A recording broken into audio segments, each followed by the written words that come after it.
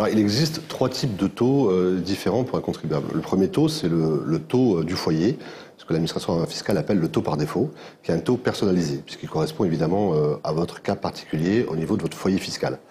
Il est possible d'opter pour un taux individualisé. Ça, c'est possible uniquement dans un couple. Si vous avez dans le couple un des conjoints qui a un revenu très différent de l'autre conjoint et que vous ne souhaitez pas que le taux d'impôt calculé pour le conjoint qui a le revenu le plus faible soit le taux moyen du foyer. Vous avez un taux individualisé qui correspond en fait à la rémunération de chacun. Et puis enfin, il y a un troisième type de taux qui est le taux neutre. Alors ce taux neutre en fait dépend uniquement du montant de la rémunération que vous percevez et qui est calculé pour un contribuable qui est célibataire sans enfant. Alors, quel taux choisir ? Normalement, la plupart des contribuables devraient retenir le taux par défaut, qui est le taux qui s'applique à leur situation familiale avec leurs enfants. Si on prend l'exemple par exemple d'un couple qui perçoit un revenu global de 40 000 euros, avec une différence de rémunération, 30 000 euros par exemple pour l'un des conjoints et 10 000 euros pour l'autre, on aurait un taux qui serait de l'ordre de 6%.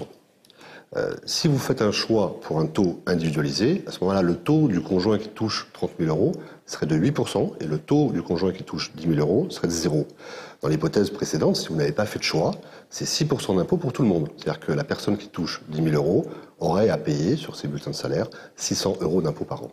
Et enfin, si cette personne opte pour le taux neutre, eh bien, on va calculer le montant du taux par rapport au montant de sa rémunération de 30 000 euros pour un célibataire.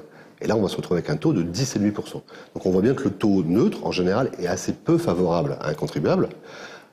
Il ne faut en vérité le retenir que si vous avez des revenus accessoires très importants qui vont augmenter votre taux et vous ne souhaitez pas que votre employeur soit au courant de cette majoration de revenus que vous avez et donc évidemment que ça transparaisse à travers le taux.